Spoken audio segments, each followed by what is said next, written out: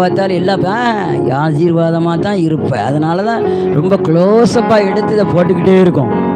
உன் கண்ணு இதை பார்க்க பார்க்க, உன் காது கேட்க கேட்க கர்ப்பம் உள்ள உண்டாயிட்டே இருக்கு. இதுபடிதான் தேவன் உன்னை ஆசீர்வதிப்பார். அல்லேலூயா. யாக்கோபு எப்படி உத்து பார்த்தான்?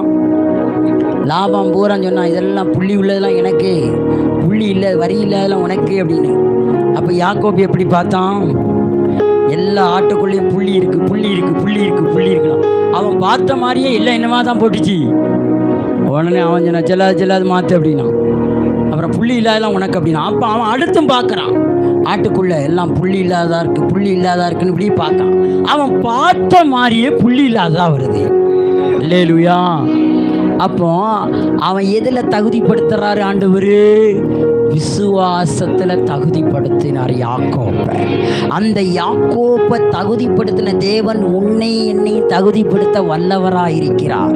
உன் மைண்டில் செட் ஆயிரணும் 460. அல்லேலூயா. என்ன ஆயிரணும்? செட் ஆயிரணும் 460. சிலருக்கு புரியும். அல்லேலூயா, அல்லேலூயா. அப்போ பாருங்க, தேவன் வெளித்தோற்றத்தை என்றுமே பார்ப்பதில்லை. இன்னைக்கு என்ன போட்டு வந்திருக்கிறாரு பாஸ்டர்? Safari shirt.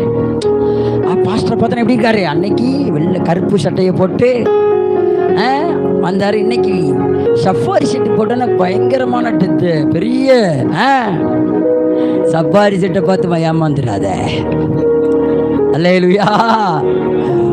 உள்ள என்ன இருக்கு அதுதான் பார்க்கணும். என்னத்தை பார்க்கணும்? உள்ளம். இந்த உள்ளத்துக்குள்ள இருந்து இந்த எண்ணத்துக்குள்ள என்ன இருக்கு? சிலர்கிட்ட உள்ளத்துல இருக்கு, ஆனா எண்ணத்துல வரமாட்டேங்குது. சில அம்மாட்டெல்லாம் பிரசங்கத்தை கேட்டாங்கன்னா, ஏமா எப்படி இப்போ கேட்டா நல்லா இருக்க, இந்த கண்ணமான ஒரு அம்மா இருக்கா, அவர்கிட்ட கேட்டால் போதும், பாஸ்டர் நீங்கள் பண்ணின பிரசங்கம் எல்லாம் எனக்கு நல்லா புரிஞ்சிச்சு, உள்ளத்தில் இருக்கு, ஆனால் வாயில தான் வரமாட்டேங்குது. அல்லேலூயா. எனக்கு சொல்ல தெரியல பாஸ்டர். என்ன தெரியல? சொல்ல தெரியல பாஸ்டர். அல்லேலூயா. இப்போ அடுத்த ஆண்டவர் என்ன மேட்ரு கொண்டு வர்றாருன்னா, உள்ளத்தில் இல்லை, உன் எண்ணத்தில் வரணும். அல்லேலூயா. எதில் வரணும்? இந்த வாரம் முழுவதும் உனக்கு தீங்கு கிடையாது, ஐஸ்வர்யம்தான், வருமானம்தான், அல்லேலூயா, பலம்தான், விடுதலை தான். உன் எண்ணத்தில் இருக்கணும். நீ எந்திரிச்ச உடனே உன் எண்ணத்துக்குள்ள என்ன வரணும்? நான் ஒரு நீதிமான்க, அது ஊரறிய தெரியுங்க, உலகறிய தெரியுங்க, பரலோக அறிய தெரியுங்க, நான் ஒரு நீதிமான் அப்படின்னு உனக்குள்ள விசுவாசம் வந்தாதான் நீ நீதிமான் கேட்டகரியில் இருக்க முடியும். ஆனால் வெளித்தோட்டத்தில் எல்லாம் உன்னை பார்க்கும்போது நீதிமான் மாதிரி தெரியுது. எப்போ பார்த்தாலும் பைபிள் படிக்கிறது, எப்போ பார்த்தாலும் பைபிளை தூக்கிட்டு காலையில் கோயிலுக்கு போகிறது, மத்தியானம் கோயிலுக்கு போகிறது, சாயங்காலம் கோயிலுக்கு போகிறது. ஆனால் கோயிலுக்கு போயிட்டு அடுத்தவன் எந்திக்கக்குள்ளே அடுத்தவன் தோப்புக்குள்ளே போய் என்ன போய் தேங்காய் கலான்ட்டு வந்துடுது. வெளித்தோட்டத்தில் எப்படி இருக்க? பெரிய பைபிளை தூக்கிட்டு போகிற, ஆனால் அடுத்தவன் தோட்டத்துக்கு முன்னாடி வர முன்னாடி தேங்காய் அடுத்தவன் தோட்டத்தில் பிறக்கிட்டு அலையிற பிறக்கி. அப்போ ஒன்று நான் எப்படி வெளித்தோட்டத்தில் பார்க்காங்க எல்லாரும், ஐயா அவரை மாதிரியே காலையில் 5 மணிக்கெல்லாம் ஜெபத்துக்கு யாரும் வர முடியாது, அவர் பெரிய பைபிளை தூக்கிட்டு வருவாரியா, எல்லா கூட்டத்துக்கும் அவர் தான் ஏன் முதல்ல வந்து உட்காருவார். சரி உட்காரு, வேண்டாங்களே. ஆனால் அடுத்தவங்க தோட்டத்தில் போய் அடுத்தவங்க காற்றுல விழுந்த தேங்காய் புறம் பிறக்கிட்டு அலையுத.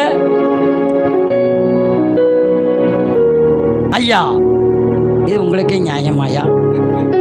என்னையா? அன்பானவர்களே, வெளி தோட்டத்தை ஆண்டவர் மனுஷர்கள் பார்ப்பார்கள், இவன் ஒரு பரிசுத்தவான் அப்படி. கர்த்தர் உள் தோட்டத்தை பார்க்க, தோட்டத்துக்குள்ள என்ன இருக்கு, வெள்ளையடிக்கப்பட்ட கல்லறையை பார்க்கல. அல்லேலூயா. கர்த்தர் வெளிப்படையா பார்க்க மாட்டார். இன்னைக்கு நிறைய பேர் வெளிப்படையாக தான் இருக்கான், ஆனால் உள்ள பூரா கெட்டெண்ணம் பிடிச்ச பயலாக இருக்கான். எவனுமே முன்னேறக்கூடாது, தான் மட்டும்தான் முன்னேற இருக்கான், இவன் இன்னைக்கு கீழே நிற்கி தான் போவான். நானும் நல்லா இருக்கணும், எல்லாரும் நல்லா இருக்கணும்னு நினச்சேன்னா உன் விசுவாசத்தின்படி நீ நல்லா இருப்ப, எல்லாரையும் நல்லா வைப்ப. அல்லேலூயா, அல்லேலூயா.